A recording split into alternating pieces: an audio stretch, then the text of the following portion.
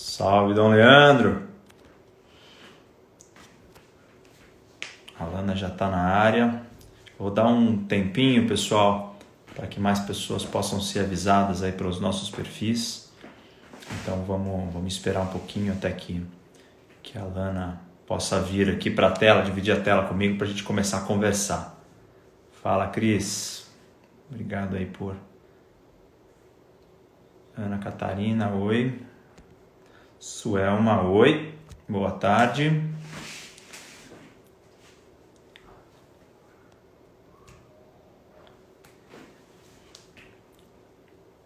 Só mais um minutinho, a gente já começa.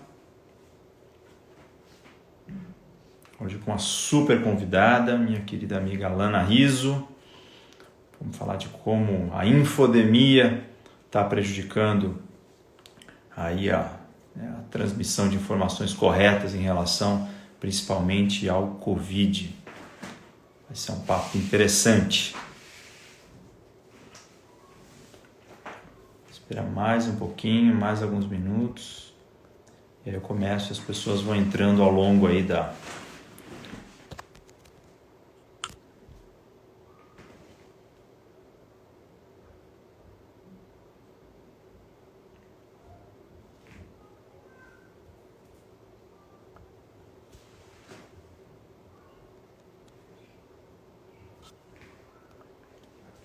Mais uns minutinhos. Olha quem entrou, Isa. Tudo bem, Isa? Boa tarde.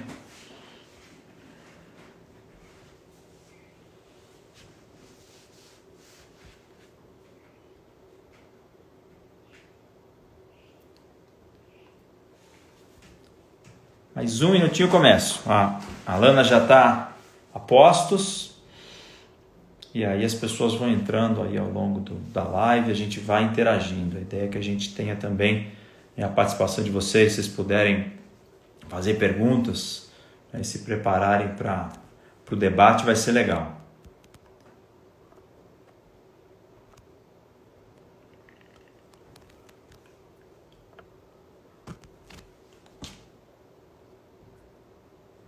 Alana, se quiser já pedir para eu te aceitar, eu posso pedir daqui também. Espera aí.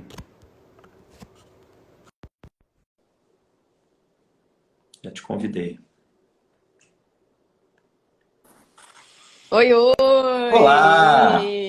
Tudo bom? E aí? Tudo ótimo. Que Que honra! bom. Que honra minha, poxa. Obrigado por ter aceito o Nossa! convite. Que honra nossa!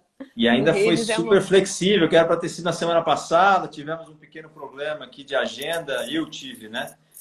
E aí você, parceiraça como sempre, flexibilizou e hoje estamos aqui. Isso, a gente é que agradece. Também Beleza. não é que eu ia para algum lugar também, né? Em tempos de pandemia, a gente tem uma flexibilidade de agenda. Você certamente estará em casa, que você é uma menina responsável, uma pessoa que está seguindo à risca aí as orientações, né, da ciência. Com certeza. Mas a agenda é maluca, né? A gente em casa, as pessoas acham que a gente não faz nada. Então, o que pinta de convite para reunião, não está escrito. Exatamente isso. Eu acho que está todo mundo sentindo um pouco essa dificuldade de organizar as agendas. Verdade. Mas vamos lá. Eu queria, antes de tudo, pessoal, agradecer aí pela presença de vocês. Se vocês tiverem aí como avisar outras pessoas das redes de vocês que a gente está ao vivo, estamos live, por favor, façam isso, porque vai ser um papo bem legal. A gente tem limitação de tempo, né? Depois de 1 hora, o Instagram nada gentilmente corta a nossa transmissão. Então, vamos tentar ser bastante efetivo aqui no bate-papo, sem muitas delongas. Mas eu não queria começar assim antes de te apresentar da forma como eu te vejo. Eu conheço a Lana já há alguns anos, assim, nunca fomos muito próximos assim, na interação diária, né? Mas eu sempre acompanhei o trabalho dela. Enquanto ela era jornalista, eu já conhecia ela. Ela passou por Época, passou por Veja, passou por Correio Brasiliense, foi fazer mestrado fora, morou na Espanha, morou nos Estados Unidos. Hoje está na Stonebridge, que é uma consultoria internacional que eu admiro demais. Já trabalhei com vocês, né, em vidas passadas, na minha época de Vale. Trabalhei bastante na época era Albright. Ainda é Albright Stonebridge? Sim, ainda é. Albright Stonebridge. Eu fiz, inclusive, um curso na Georgetown faz alguns anos, uns 2 anos, e a Madeleine Albright foi dar uma palestra. Foi uma coisa assim incrível. Não pude sair, obviamente, da palestra sem tirar uma foto com ela, dar uma tietada. Mas enfim, e a Lana é uma buscadora. A Lana, para além, né, de todo o profissionalismo, de todos os, né, os méritos profissionais que ela construiu ao longo do tempo, ela é uma pessoa que se preocupa também em colocar dedos em algumas feridas que não é todo mundo que tem coragem de fazer. E ela é a cofundadora do Redes Cordiais, que ela vai contar para a gente um pouquinho o que é. E recentemente ela criou uma iniciativa que eu também queria ouvir muito a respeito, vamos deixar para o final, fazer uma surpresinha, mas que é o Inumeráveis, que eu achei lindo, que eu achei assim de uma sensibilidade que, de novo, poucas pessoas têm. Queria muito ouvir sobre esses dois temas. Começar pelo Redes Cordiais, apresenta um pouquinho a iniciativa e aí a gente parte para uma rodada um pouco mais contundente de perguntas e respostas. Antes de mais nada, agradecer essa apresentação. Acho que é uma honra estar aqui também, né? Admiro muito o seu trabalho, admiro muito o trabalho do BR Pai Digital. A gente já, né? Acho que há alguns 2 anos, acho que tem mais ou menos uns 2 anos, né? Você gravou um vídeo com o Andrei, né? Gravei um vídeo, foi muito legal. Então, desde o início do Redes, vocês apoiando a gente, é muito bacana. Então, o Redes é um projeto de educação midiática. A gente começou em 2018. Eu, Guilherme Amado e Clara Becker, outros 2 jornalistas que você também já conhece. A gente muito incomodado, né, com esse ambiente, um ambiente que a gente estava vivendo em 2018, muito polarizado, né, uma overdose de fake news. Nós 3 jornalistas, a gente começou a pensar o que a gente poderia fazer, né? Qual era a nossa contribuição dentro desse universo de desinformação e discurso de ódio para melhorar o ambiente digital. O que a gente sabe fazer é trabalhar com informação, né? A nossa ideia sempre foi tentar pegar um pouco do nosso conhecimento como jornalista, né, e tentar repassar para outras pessoas. Então, a ideia sempre foi compartilhar um projeto coletivo que só faz sentido dentro da lógica de redes. Então, o que a gente faz é treinamentos, encontros, né, rodas de diálogo para discutir, né, combate à desinformação e discurso de ódio. Sempre uma perspectiva muito de diálogo, da comunicação não violenta e de juntar todo mundo. Então a gente brinca que ninguém precisa sair dali concordando e se amando. A gente precisa sair dali com respeito, dialogando, conversando e tentando entender o ponto de vista do outro, que eu acho que isso é uma das coisas que está mais difícil. A gente achou que o projeto ia acabar em 2018 e o projeto não para, porque mesmo agora, tempos de pandemia, a gente vê essa nossa incapacidade de dialogar, de conversar e de trabalhar com informações de qualidade, né? E você sabe que eu participei, obviamente, né, de uma dessas rodas e adorei, fiquei fã e sigo vocês e procuro contribuir com o que eu posso. E o que mais me chamou a atenção foi justamente essa diversidade dos grupos que lá estiveram naquela tarde, foi uma tarde inteira de treinamento. E sim, tinham políticos, tinham influenciadores de moda, influenciadores de alimentação saudável. Eu estava lá, né, no meu papel aí de tecnologia. Tinham pessoas que aparentemente não tinham um papel muito definido nas redes sociais, mas que estavam buscando se posicionar de alguma forma. Tinha ex-BBB. E todo mundo conversou e todo mundo buscou o entendimento e construiu uma relação.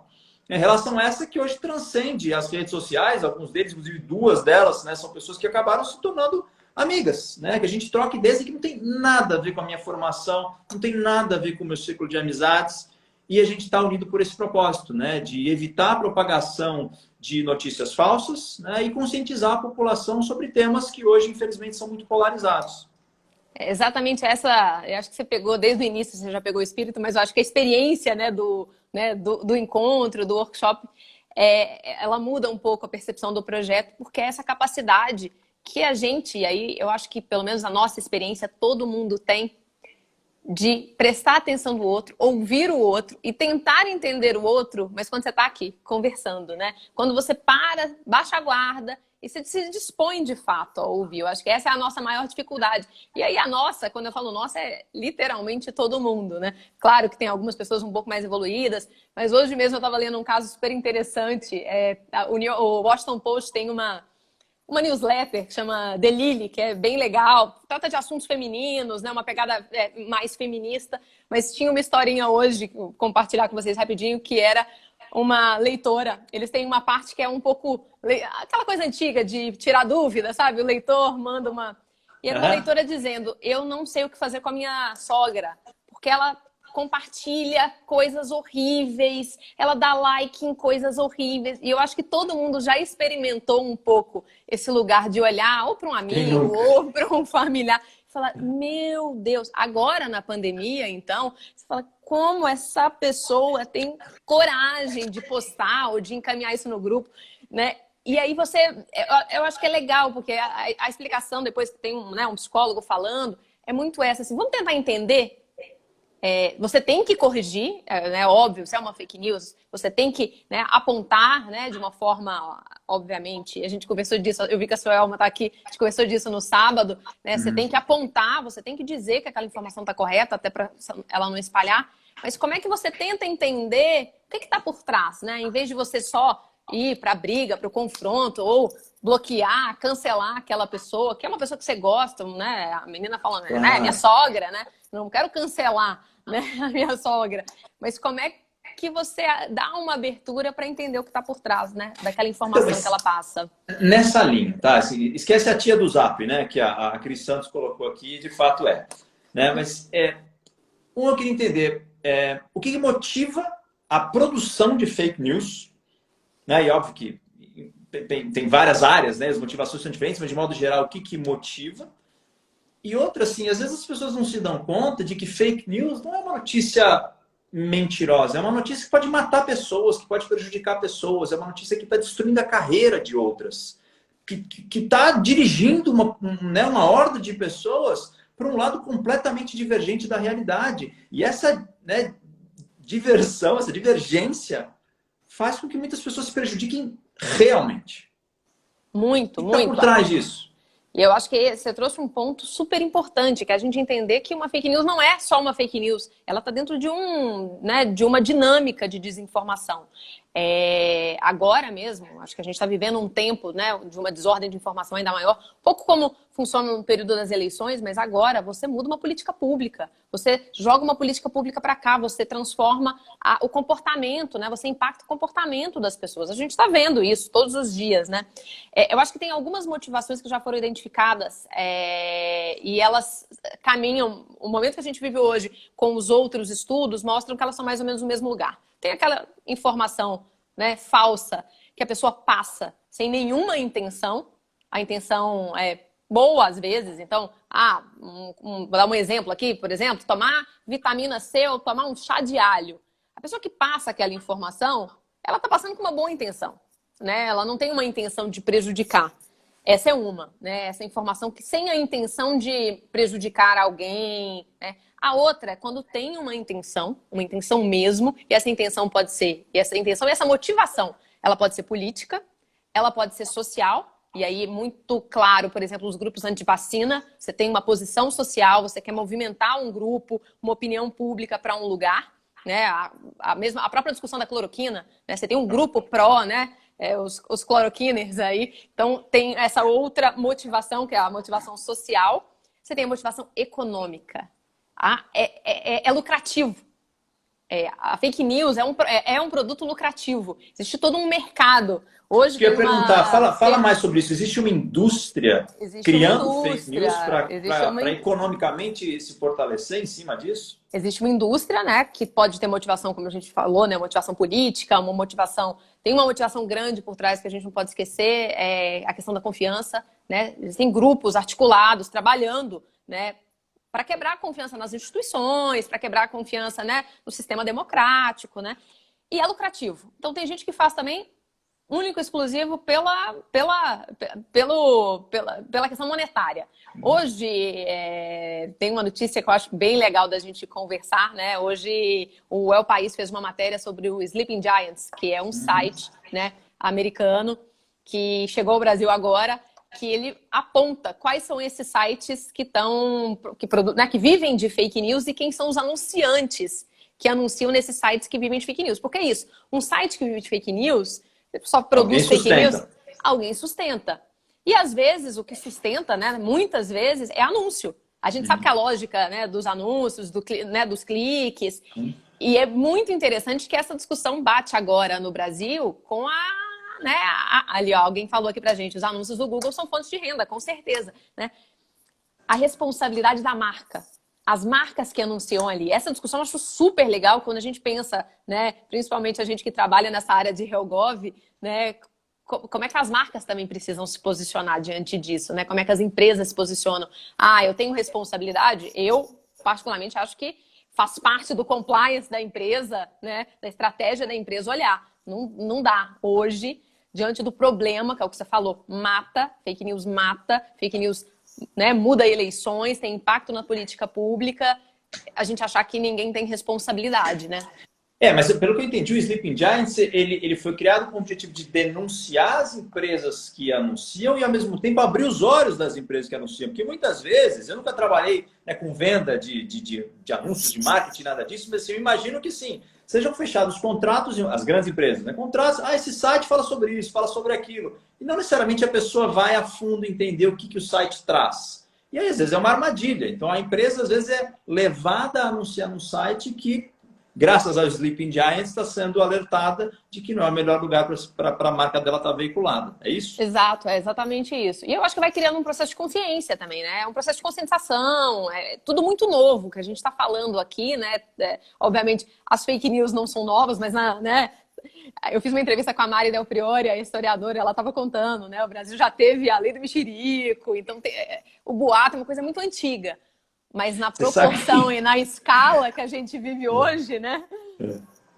Não, você sabe que você está de lei do mexerico? Outro dia eu estava fazendo uma tentativa de buscar a árvore genealógica da minha família, né? E eu tive um bisavô que foi deputado federal, deputado estadual. E aí, quando ele morreu, na notícia, né, que como é que chama lá, o obituário dele, né, dizia, olha, ele fez isso, fez aquilo, não, e ele foi o responsável pela lei que proibiu como é que era? Proibiu que as pessoas fizessem pães aos domingos. Sério? Sério. E aí depois eu fui investigar e fui falar com a minha avó, não sei o que. Ela falou assim, não, isso não é verdade. Ele tinha uma preocupação em dar uma visibilidade boa para os padeiros e ele criou uma lei justamente instituindo o dia do padeiro, que no primeiro ano caiu no domingo. Olha. E aí botaram isso lá, ele proibiu. Olha a fake news, né? Fake news, isso em 1940 e lá vai pedrada. Olha aí a fake news. Mas eu acho que é um pouco isso. A questão da conscientização. Alguém agora, gente, desculpa, esqueci o seu nome, mas alguém comentou, né?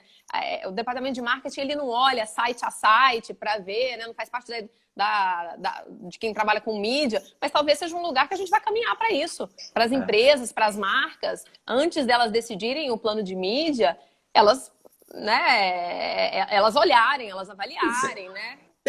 Você tem razão, mas assim, você fala empresas e marcas. Mas quem propaga fake news são plataformas de empresas, marcas.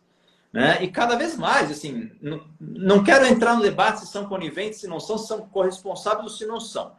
Eu quero tentar né, explorar de você como é que você está vendo os esforços que essas empresas, eu estou falando de Twitter, de Facebook, de Instagram, de todas as grandes redes sociais, como é que essas empresas estão atuando para coibir as fake news?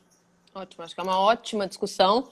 Eu só vou fazer um rápido adendo aqui, que tem uma outra coisa que acho que a gente pode falar um pouco mais adiante, mas assim, quem compartilha também somos nós, né? Essa nossa responsabilidade. Todo mundo é um pouco corresponsável pela essa desordem, né? Da desinformação, pela essa desordem da informação. Agora, as plataformas, é claro, não dá pra gente falar que elas não têm uma responsabilidade.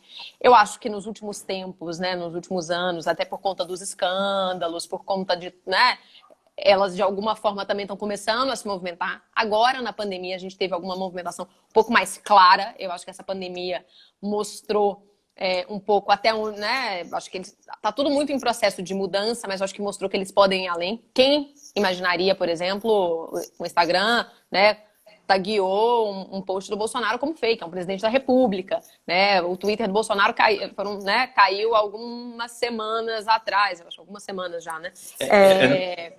Eu não sei se todo mundo sabe disso, mas o Instagram só tirou posts de 3 chefes de Estado no mundo inteiro até hoje.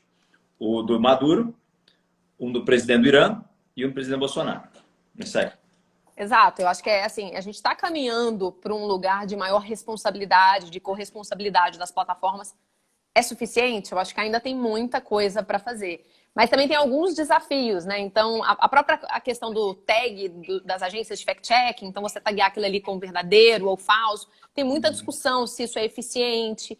Tem uma questão da escala, né? Assim, a gente pode ter um universo de checadores. Ainda assim, a gente não vai dar conta do universo de fake É, news, né? Assim, é. mas eu acho que tem, é óbvio que tem uma responsabilidade, eu acho que a gente tem que cobrar, a gente não pode esquecer, como você disse, ali são empresas, são marcas que também ganham dinheiro em cima desses modelos, também faz parte do modelo de negócio, eu acho que algumas delas estão caminhando para tentar mudar esse, né? Saiu um estudo recente agora falando sobre o YouTube, a quantidade de vídeos fakes no YouTube, né, de fake news no YouTube. Então, a gente ainda tem que cobrar muito. E eu acho que a gente tem que se posicionar também, a gente que consome e está presente nessas plataformas, uma mudança de postura. Né? Do mesmo jeito que a gente está ali tagueando, né, as empresas que estão investindo, né, nos jornais, né, nos sites, né, que produzem fake news, a gente tem que cobrar. A gente tem que ter essa postura mais ativa também das plataformas. Mas você sabe que eu assisti o Roda Viva do Felipe Neto na segunda-feira. E o Felipe Neto, ele dá 3 lives aqui para mim, eu acompanho a carreira desse cara há um tempo, e esse Roda Viva foi importante para, eu acho que, reforçar uma impressão que eu tenho tido em relação a ele, de que é um cara que amadureceu, de que é um cara que tem grandes serviços a prestar ainda para o Brasil. Mas ele mencionou um ponto interessante. Ele é polêmico pra caramba, enfim. Ele falou, olha, de fato as empresas estão investindo em ferramentas, em algoritmos para tentar, né, principalmente no Covid, né, para tentar diminuir qualquer tipo de disseminação de informação falsa a respeito da pandemia. Mas tem uma ferramenta que tecnicamente está tendo muita dificuldade de fazer isso e é por lá que estão saindo a maior parte das fake news, que é o WhatsApp.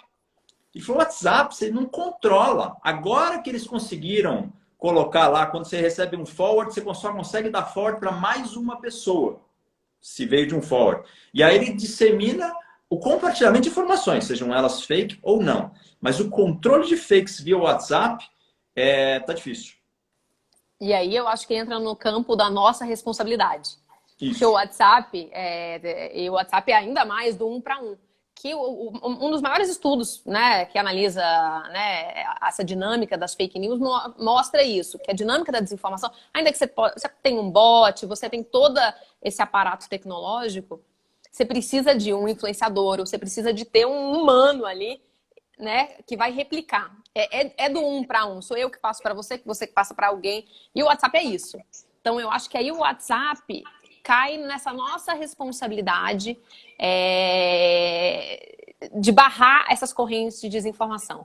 Caiu na minha mão, eu não posso passar adiante. E é muito comum, acho que todo mundo aqui sabe. Às vezes, assim, você não lê você lê só o título e já passa. Aí aquela outra pessoa naquele grupo que você mandou, que tem 20 pessoas, lê o título, passa adiante, né? Eu acho que o WhatsApp, é óbvio, o WhatsApp virou uma plataforma de, né?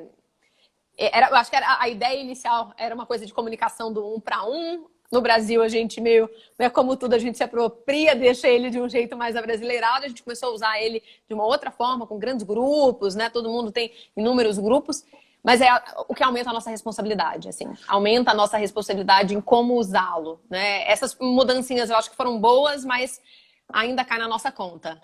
Eu entendo e concordo com a nossa, né? Precisamos ser mais responsáveis. Mas nós somos pessoas esclarecidas, pessoas sensíveis a esse tipo, né, de fatos, né, que acabam trazendo malefícios para as pessoas no compartilhamento desse tipo de informação. Mas a gente está falando de um país extremamente desigual, um país que tem uma deficiência educacional gigantesca, com gaps sociais assim dos mais absurdos, pessoas que têm conexão. 80%, né, das pessoas do Brasil têm acesso à internet. Como elas usam, sim, vai da consciência delas, mas também será que não tem um papel que deveria ser cumprido pelas empresas, pelos governos, pela sociedade de modo geral, para conscientizar as pessoas sobre isso? E se tem, quem está fazendo isso bem? Super, super. Eu acho que é o que você falou. A gente está falando de educação. A gente está falando, né, durante agora, né, esse período da pandemia, é muito interessante você perceber que, assim, como é que a gente vai explicar para alguém, essa notícia aqui do, né, X, né, que está repassando, está viralizando, ela é fake, se ainda falta muitas etapas de compreensão e de educação, mesmo essas mais, né, essas genéricas sobre prevenção, então, né, a vitamina C faz bem, isso tudo faz parte da cultura popular, então você precisa, a gente ainda não conseguiu nem romper essa primeira barreira, né, dessa camada de educação, que é o que você falou. A gente tem um acesso, de repente a gente teve um acesso que não, talvez não foi, né, acho que não, a educação digital não acompanhou o acesso. Óbvio que a gente ainda tem alguns lugares, comunidades que não têm acesso, mas tem um grupo muito grande que tem acesso e não teve, né, essa educação digital. Eu acho que é um pouco isso, que é o maior gap que a gente tem. O que dá para fazer? Eu acho que eu acho que aí é a responsabilidade das empresas, acho. É responsabilidade total, é responsabilidade dos governos, também acho. Não tem uma solução. Eu acho que ela é uma solução compartilhada entre sociedade civil, e aí eu acho que a gente, né, E o Redes Cordiais, né, como cumpre um papel redes, importante aí. como país digital, a gente tem uma obrigação também, assim como os governos, assim como as plataformas, né, assim como outras empresas que trabalham, né. Eu acho que é um pouco, se a gente pensar, eu acho que as empresas de tecnologia têm, mas eu acho que outras empresas também têm. Porque é fonte de comunicação, né? E agora, no cenário que a gente vive, ainda maior, né? Assim, isso aqui virou a nossa principal fonte, canal, é com quem a gente se comunica, é como as pessoas estão tendo acesso, inclusive, às políticas públicas, seja elas de benefício, seja elas de prevenção, né? Como é que eu pratico ou não o isolamento, é por aqui. Então, como é que a gente ensina essas pessoas, né, ou capacita essas pessoas, mantendo, claro, né, a independência, a autonomia, né, a liberdade dela de usar a tecnologia, né? Não, perfeito. Vamos acompanhar aqui alguns comentários que estão sendo feitos no chat. E a Vamos, gente, Érica, mandem perguntas, mandem mandem, ideias. mandem, porque esse tema é super interessante e a gente ainda não tem resposta para tudo. A gente, infelizmente, tem exemplos, né, no Brasil, no mundo, de pessoas que não ajudam, né, e isso está trazendo efeitos negativos para a vida das pessoas, mais uma vez. Tem a pergunta aqui da Érica, justamente nesse sentido. Quais têm sido os efeitos concretos das fake news em meio à pandemia? Eu tenho Assim, 2 casos aí, conta os seus aí que eu vou contando. não, por favor, pode começar. Não, assim, eu vi recentemente um grupo de médicos que fez uma carta pedindo, pelo amor de Deus, né, para os governos serem mais sensíveis em relação às informações que são compartilhadas nas suas redes e na boca dos seus líderes e também as empresas, porque tinha gente que estava acreditando, por exemplo, que cocaína fazia bem para o Covid, que o cigarro, que o tabaco aumentava o grau de imunidade das pessoas que estavam expostas ao vírus. E várias outras histórias, assim, que eu não sei se é indústria, não sei se sabe, o tráfico de drogas que está espalhando notícias para aumentar o consumo, mas assim, é de uma irresponsabilidade, isso está assim. Tem gente que lê essas coisas, que acredita e que vai implementar. A polêmica da cloroquina é exemplo clássico, né? De repente, de uma hora para outra, as farmácias começaram a ficar sem a tal da cloroquina, que era usada para tratar outros tipos de doença. Então, exato. O impacto. E eu acho que tem um ponto que é interessante, que é assim, quando a gente olha para isso, a gente fala, mas como, né? Obviamente a gente cai naquele lugar que a gente falou, né? A gente estava falando sobre a educação, mas a gente tem que lembrar também que, né, pessoas educadas, né, com um grau de alfabetização também acreditam, repassam, né, teorias da conspiração, porque toca num lugar muito. A gente está vivendo tempos de incerteza, tempos de medo, e a gente fica buscando alguma racionalidade, né? A gente fica buscando algum lugar que a gente pode se apegar. Então, eu acho que a gente tem que tentar um pouco entender eu pego aquela informação e o que aquilo traz, né? Assim, por que eu acredito naquilo ou eu não acredito, né? A quem ela interessa, eu acho que é uma pergunta sempre boa de se fazer quando você recebe uma informação que parece um pouco estranha, né? Mas eu acho, alguns casos, você deu casos né, bem emblemáticos, eu acho que teve alguns outros, né? No Irã, você teve morte, né, de um grupo, né, acho que, se eu não me engano, mais de 40 pessoas, a última vez que a gente tinha visto, porque beberam álcool, porque era uma das informações que estavam rolando. Então, se você bebesse álcool líquido, né? Você teve o presidente Trump falando do desinfetante. Aqui, eu acho que um outro tipo de informação que rola muito e que atrapalha muito é a questão do isolamento social. Então, alguém manda uma foto de um hospital vazio, fala, olha, tá vendo? Tá vazio, não tem ninguém. E aí, quem recebe fala, tá vendo? Eu posso sair de casa, né? Isso muda o comportamento. Essas pequenas fake news, elas vão se juntando num todo que vai moldando o comportamento. Teve aquele caso emblemático, que é essa mistura do discurso de ódio com a fake news dos pesquisadores da Fiocruz, que estavam estudando a cloroquina, foram completamente atacados. Pessoas que trabalham com ciência, de repente, viram no meio de uma guerra política, né, com desinformação e discurso de ódio.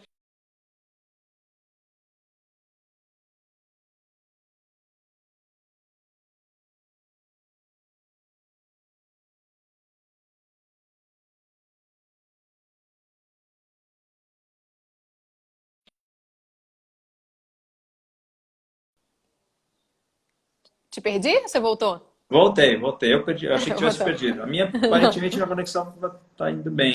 Então, pode ter sido.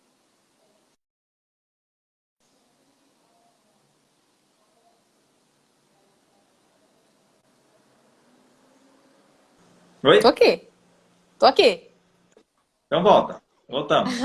Voltamos. As do caixão, eu acho que é outra fake news emblemática nesse período de pandemia, né? Então, aquelas fotos, né? Isso levou, inclusive, a gente a abrir caixão, né? De um familiar, e a família foi contaminada, assim. As implicações e o impacto, gente, é enorme, né? E para todos os lados, né? Sem dúvida. Mas isso a gente vai ainda ter que lidar por mais um bom tempo, porque essas notícias não param de chegar. Hoje já soltaram que o São Paulo decretou lockdown e aí a prefeitura saiu correndo para dizer que era mentira. Exato, olha, eu tô aqui em São Paulo, gente, ainda não foi decretado. E aí tem dois dados, assim, são números bem rapidinhos, mas que eu gosto de dizer, só pra gente né, materializar um pouco, né? Que é isso, as histórias reais, elas levam 6 vezes mais tempo para chegar no mesmo lugar do que as falsas. Então, 6 vezes mais tempo, né? E a notícia falsa, ela tem 70% mais chances de viralizar. Então, olha o universo que a gente está falando, né? 70% em 6 vezes. E o desmentido, é isso, a prefeitura pode fazer o desmentido. Vou anotar isso aqui, viu? Até voltar o caminho, é um caminho muito difícil. E nesse sentido, tem aqui uma pergunta da Cris Santos, que é clara pergunta de jornalista, perguntando como é que você vê a CPI das fake news. Ótima pergunta. A Cris é jornalista também? Ótimo. Prazer, Cris. Então, vamos lá. Eu acho que a CPMI, ela, no primeiro momento, a gente ficou um pouco ali tentando entender para onde ela ia, né? É um campo muito difícil. Eu já cobri muita CPI, então, assim, ou você tem um escopo muito claro de trabalho, ou você não consegue, de fato, né, apurar, investigar. E ela começou com um escopo muito grande. Eu acho que agora, ela foi prorrogada agora de novo, principalmente por conta das fake news da pandemia. Eu acho que agora eles estão começando a tentar achar um lugar, um norte um pouco melhor e mais direto. Obviamente tem uma discussão política muito grande dentro da CPMI, mas eu acho que é uma discussão importante para o país. Então, assim, se o espaço que essa discussão está sendo feita na CPMI, que a gente possa contribuir, né? Ela precisa ser ela precisa ser um lugar como, né, tudo no parlamento, precisa ser um lugar que a gente possa contribuir. Você tem vários projetos de lei rolando, né? Eu acho que eu, particularmente, né, a gente como Redes, a gente ainda, né, entende que um projeto de lei nesse momento, talvez tenha... Primeiro, não dá para fazer um projeto de lei agora, nessa correria, no meio de uma pandemia. Não é a prioridade do país, né? Eu acho que precisa ser muito bem discutido para a gente não ter um efeito inverso e reduzir a liberdade de expressão, porque não é isso que a gente quer, né? Ao contrário. Então, eu acho que é um lugar legal, como todo, né? Eu acho que é um espaço importante dentro do parlamento, mas que precisa ter a contribuição da sociedade. Boa. E você acha que a sociedade está engajada nesse tema?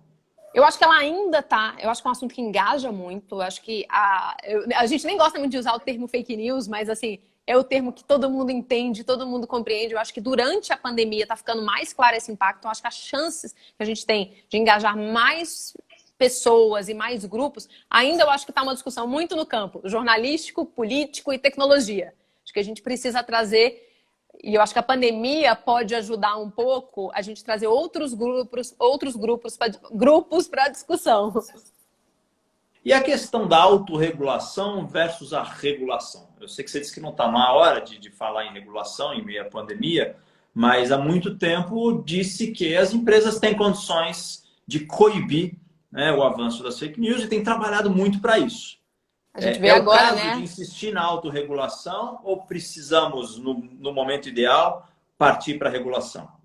A gente tem o Facebook, né, que anunciou há 1, 2 semanas. Gente, eu tô totalmente sem noção do tempo. Eu não sei se foi semana passada ou se tem Hoje é 2 feriado semanas.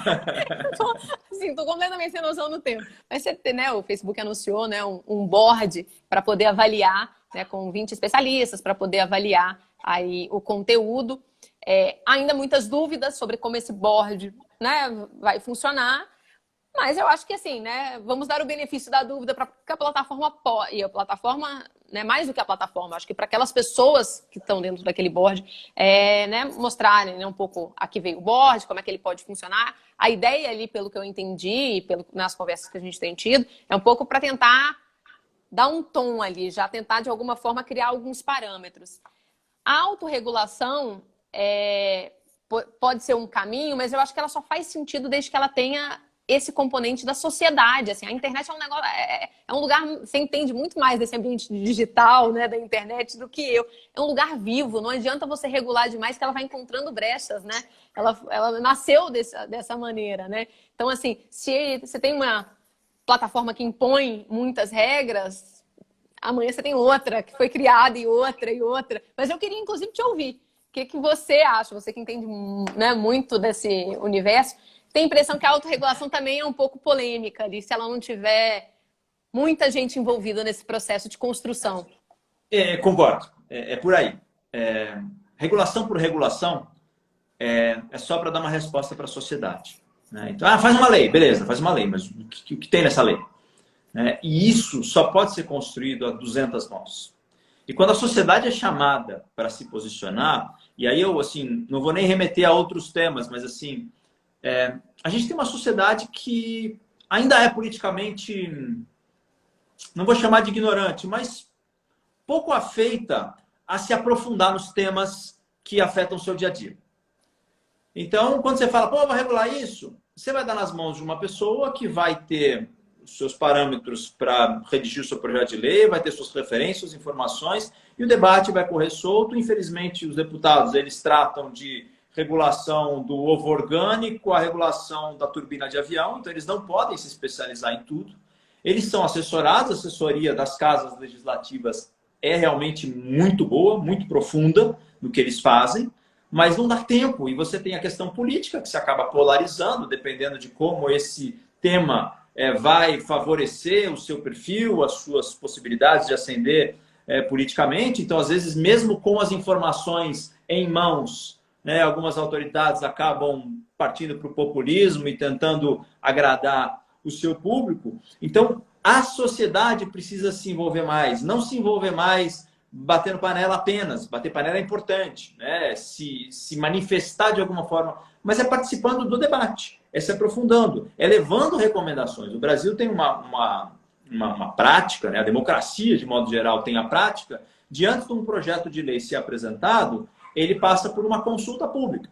Consulta pública essa que qualquer cidadão pode participar. E cada vez mais existem plataformas que fazem com que essa consulta pública, tirando o lado técnico, que obviamente não é todo mundo que consegue entrar, mas que as pessoas acessem de qualquer lugar e assim, a estrutura da consulta pública é cada vez mais intuitiva, e algumas delas, inclusive, com perguntas de múltipla escolha, fazendo com que as pessoas possam participar. Então, assim, nesse tema especificamente, que participemos mais, que tenhamos formas, né, ou via associação, ou via movimentos sociais, ou diretamente, ou mobilizando o seu grupo para que a gente possa se posicionar diretamente. E o governo está cada vez mais sensível à participação popular. Quando a participação popular, né, com essa nossa facilidade de viralizar as informações, quando essa plataforma, ou quando essa ação popular, ela de fato ecoa, né, os governos E estou falando de Brasil, não. Estou falando de qualquer governo democrático. Eles param, ouvem e tentam trazer algo que venha de encontro com o interesse da maioria. Então, acho que é lição de casa nossa para ser feita nesse momento. Eu entendo que as plataformas, e não estou defendendo ninguém, mas não têm interesse em serem endemonizadas pela falta de atenção a esse tema.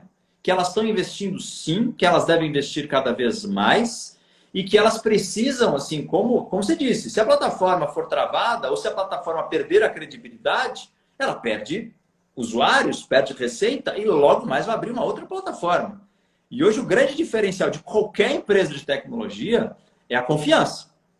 Quanto mais a gente consegue transparecer, né, que nós podemos ser consumidos, né, de forma, né, a fazer com que o meu usuário confie em mim, saiba que o que eu estou fazendo é ético, é transparente, maiores as chances de eu ter sucesso lá na frente. Não, perfeito. Estou totalmente de acordo. E alguém fez uma pergunta aí que eu acho... Pô, vamos lá. Tem várias. Eu acho que alguém fez uma pergunta e que acho que casa um pouco com isso, né? Assim, alguém fez uma pergunta, será que as plataformas precisam criar uma forma de cadastro melhor, as redes sociais, algum tipo de... né? A ideia, pelo menos, que né, me pareceu ali, ter mais informações sobre o usuário para você ir travando, né? Então, evitando os fakes, evitando os... Eu tenho um pouco... mas aí entra na questão da privacidade, né? Que é super complicado. Você entra na privacidade e eu tenho um pouco de cuidado. Tudo que a gente cria, né? Obviamente, muitos limites, porque hoje a gente está vive, né, num país democrático, né? Mas a gente não sabe o futuro. E eu falo futuro como para várias nações. Assim, né? A gente vive em tempos turbulentos também. Então, tudo que a gente puder preservar, e aí como jornalista, por exemplo, se você cria regras demais para a publicação, por exemplo, de uma notícia, a autoria, como é que você... Eu acho que é um lugar perigoso para daqui a pouco a gente cair... Quem é que define? Né? Quem é que vai definir o que é uma fake news? Quem é que vai definir quem é que pode estar naquele perfil? Por exemplo, o Twitter foi extremamente usado, né, durante a Primavera Árabe, por exemplo, né, e outras manifestações, né, em Hong Kong. Então, são lugares em que a plataforma serviu para dar voz, para mostrar o que estava acontecendo, né? Então, eu acho que a gente tem, de alguma forma, também que preservar, né, essas liberdades, né, que as redes sociais permitem, né? É uma escolha de Sofia, né? É uma escolha de Sofia, mas eu acho que a liberdade tem que vir em primeiro lugar, né? E é óbvio que o combate à desinformação, né, os discursos de ódio, e aí a legislação brasileira já tem outras ferramentas, né, para a gente tirar, né, esse conteúdo do ar. Que sigamos batalhando por esse tema, Lana. Você sabe que eu sou fã da iniciativa de vocês, do Redes, e do que eu puder continuar contribuindo, vocês contem comigo. Acho que são iniciativas como essa que vão fazer a diferença. Não é uma lei, né, que venha de sopetão, não são medidas pontuais para coibir fake news de temas específicos, é cultural e começa pequeno e vocês, eu acho que estão seguindo aí um caminho muito bacana. Estamos dando aí a nossa contribuição. Conheçam o projeto, gente. Isso, redes cordiais, gente, assim, de fato vale a pena e se vocês puderem se engajar de verdade, vocês só vão se beneficiar com isso. Eu queria aproveitar esses 15 últimos minutos que faltam para ouvir um pouco de você. E assim, eu tomei tempo para ler algumas das histórias que os jornalistas redigiram em relação às pessoas que não estão mais aqui para contá-las. A Lana é a cofundadora, não sei se é assim que a gente chama, mas uma das idealizadoras do projeto Inumeráveis, que foi reconhecido pelo Fantástico, está sendo reconhecido na mídia como um projeto que tira os números da equação.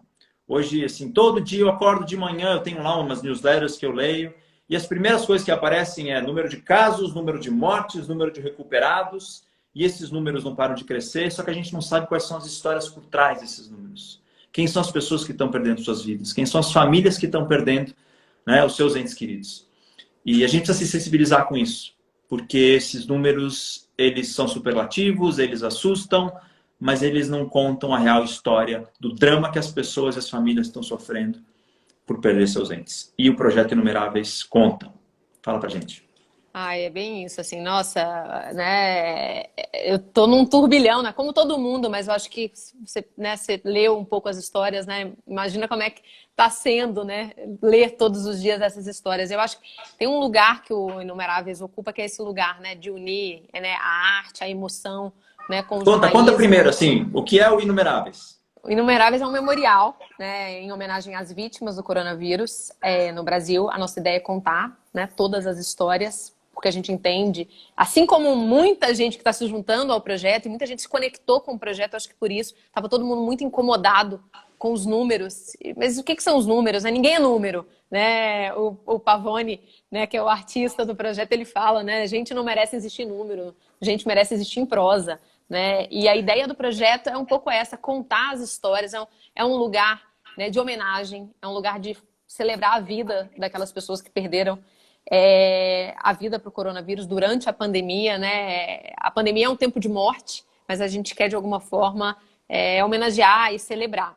É um esforço, né, enorme, né, para poder contar todas as histórias, tentando, principalmente num lugar como a gente estava falando há pouquíssimo tempo, né, de fake news, de desinformação.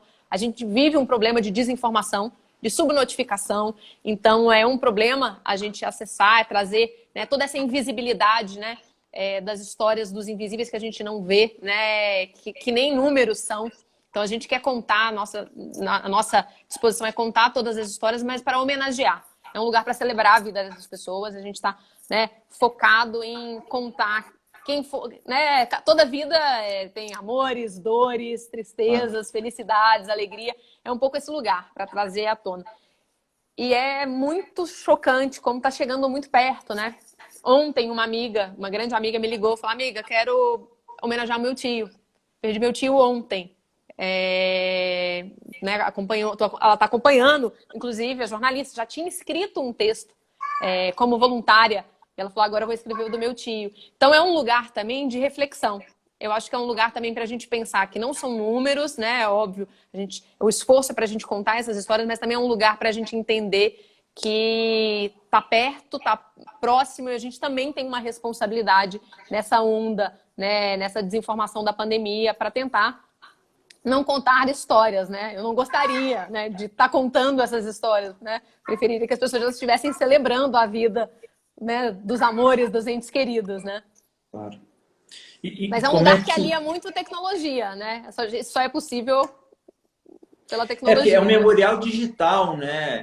Quer dizer, você vai construindo, são jornalistas. Necessariamente tem que ser jornalista para contar a história? Não, tem três possibilidades. E é legal falar, né, para as pessoas entenderem como é que a plataforma está funcionando. Então, se você tem um parente ou um familiar né, que você perdeu, que você gostaria de homenagear, você pode entrar na plataforma e fazer aquela homenagem.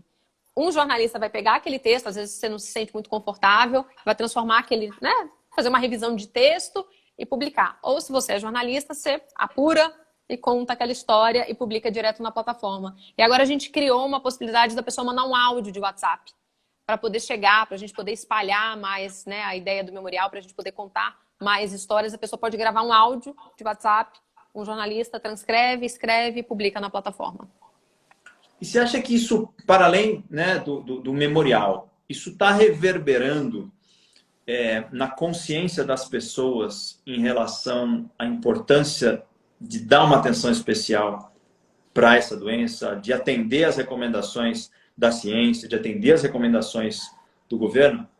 Ah, eu quero ser otimista e achar que sim, né? Assim, eu acho que teve uma mudança de alguma forma, eu acho que a gente de alguma forma deu uma contribuição para essa mudança um pouco da pauta, né? Das pessoas né, de alguma forma se conectarem, né? É o que você falou, quando, né, o Fantástico nos procurou, quando o Globo, né, um projeto de Lindo, internet linda. Primeira chega página. vira a primeira página do Globo, eu acho que é um lugar que a gente de alguma forma tocou, né? A pauta, mas tocou um incômodo que era de muita gente. Muita gente estava sentindo. A gente, né? Eu leio os e-mails que a gente recebe. Muita gente manda dizendo: eu estava incomodado, isso estava me doendo, essa coisa dos números. Então, eu acho que faz parte de um processo, né, humano, né? Eu acho que as pessoas estavam incomodadas, elas estavam sentindo, e a gente acabou um pouco esse lugar. E tem uma outra coisa, que é o momento que a gente está vivendo, o luto é muito diferente, né? É um luto sem ritual, é um luto distante. Então, também é um lugar de luto coletivo, né? Para que todo mundo possa, de alguma forma, você se identifica com a dor do outro, né? As pessoas não estão mais podendo enterrar seus parentes, não estão mais podendo conviver, né? E aí esse lugar é um pouco um lugar de encontro. E é assim, é uma maravilha ver a rede de voluntários, sabe? Que de alguma forma se conectaram, estão ali, né? Colocando o seu tempo, colocando o seu trabalho, colocando o seu amor no projeto. Você sabe que, né, para além do projeto, você falou de rede de voluntários, eu tenho participado de algumas, impulsionadas por governos e por empresas. Como a gente descobre quem são as pessoas nos momentos, né, de dor? E como tem pessoas que estão se apresentando assim para a vida de uma maneira tão sem máscara, abertas, e querem ajudar e estão contribuindo com recursos financeiros, com recursos intelectuais. Impressionante como assim a gente exercita, né, nesse momento, né, de sofrimento pelo qual todos nós estamos passando, mas o nosso lado humano, que muitas vezes fica escondido por trás de ternos, de tailleurs, de, né, essa pecha dos super-homens executivos e ou profissionais. E, poxa, a carcaça aqui não é tão dura não, né? A gente percebe essa entrega, né? O que você falou, é o lado humano, né? A gente se entrega pelo bem comum, pelo coletivo, né? E isso, acho que só dá esperança e otimismo, né? Assim, pra gente, pra todo mundo. Eu acho que essa capacidade da gente entender que o que a gente está vivendo não é de um, não é de outro. Obviamente tem gente que está passando um momento muito mais difícil, né? Mas o que a gente pode, qual é a nossa contribuição, né? O que a gente pode fazer pelo outro nesse momento, que não é só pelo outro, é pelo todo, né? Pelo coletivo. Eu fiquei muito tocada também pela essa onda, né, de generosidade e de amor que as pessoas, de alguma forma, estão colocando no Inumeráveis e estão colocando em muitos outros projetos, né? É isso, eu acompanho também alguns outros projetos, é uma onda, uma avalanche, né, de vontade mesmo de fazer, de ajudar e de contribuir, de colocar o que você tem de melhor. Você falou muito, né, não só de recurso financeiro, é isso aqui, né? A gente tem muito para poder... Vamos guardar para a gente, né, o nosso conhecimento, ou para a sua empresa, para o seu trabalho, para a sua família, né? A gente já vive tanto em bolhas, né? Vamos colocar à disposição de um bem maior, de um bem coletivo, né? Exato. Lindo, lindo. Cara, parabéns, viu? Assim, muito, muito orgulho, né, de todas essas peças que estão sendo construídas com esse projeto, né, que certamente ainda vão reverberar muito, vocês ainda vão impactar milhares de pessoas. Certamente o destaque que a grande mídia tem dado desse projeto vai fazer com que vocês ganhem cada vez mais tração. E eu sei que o objetivo não é marca, não é, né, notabilizar o seu nome na história, mas é contribuir de coração com o que vocês têm de melhor, que é a habilidade de transformar, né, os números em prosa. Então, cara, sigam firmes aí nesse propósito. Eu vou já caminhando aqui para o fim, porque eu não gosto de ser cortado, e muito menos quando cortam as pessoas com quem eu estou conversando. Então, Alana, brigadíssimo, cara. Foi eu que super legal. agradeço. Que prazer, que prazer. Muitíssimo obrigada. Gente, obrigada, viu? Por a turma, todas as perguntas, as contribuições. Pessoal, assim, não tem muita gente, o horário talvez seja, né, um pouco ingrato, mas às 6 horas começa assim um tráfego, né, de lives e uma coisa assim que fica também difícil de captar a atenção das pessoas. Mas essa live vai ficar disponível no perfil por 24 horas, eu vou gravar essa live, quem quiser depois ter acesso a ela na íntegra, me manda um WhatsApp, me procura nas redes, eu compartilho com prazer. Essa é uma iniciativa do Brasil País Digital, que é um movimento que foi criado há 4 anos para democratizar os debates acerca das tecnologias. A gente fala muito sobre tecnologia, muito no bit and byte, né, no técnico da tecnologia. A tecnologia ela é democratizante, a tecnologia está na vida de cada um de nós e cada vez mais, né, ela vai fazer parte do nosso dia a dia. Então, quanto mais a gente puder desmistificar e facilitar a compreensão de tudo que ela pode trazer de bom e de desafiador também, né, para todos nós, maiores as chances dela ser adotada de uma maneira positiva. E as fake news têm tudo a ver com isso. né? Quem sabe usar a tecnologia, que tem responsabilidade em cima de tudo o que faz, não propaga fake news. Checa antes de mandar para os seus grupos de WhatsApp, checa antes de fazer, né, tempestade em copo d'água em cima de notícias que não merecem a menor credibilidade. Né? Você não mencionou aqui, mas alguém colocou nos comentários a agência Lupa, né, e várias outras agências que foram criadas por grupos jornalísticos, né, para tentar checar manualmente, na maioria das vezes, a veracidade de informações que de repente viralizam. E esse é um papel social que né, acho que a imprensa tem, que está cumprindo com maestria cada vez mais, né? Checar os fatos antes de publicar é fundamental, mas para além disso, né, e o nosso papel é não compartilhar sem antes checar. Exatamente. Então, obrigado mais uma vez, adorei. Vamos ver se a gente marca Obrigada. outras. Vamos sim, E brigadão, fiquem todos viu? bem. Beijo, Valeu. gente. Beijão. Valeu. Beijão. Valeu. Abraço. Até Tchau, semana que vem, tchau. toda quinta-feira. Vamos tentar agora fazer às 5 horas da tarde. Toda quinta às 5 tem live do Brasil País Digital. Valeu, pessoal. Até mais.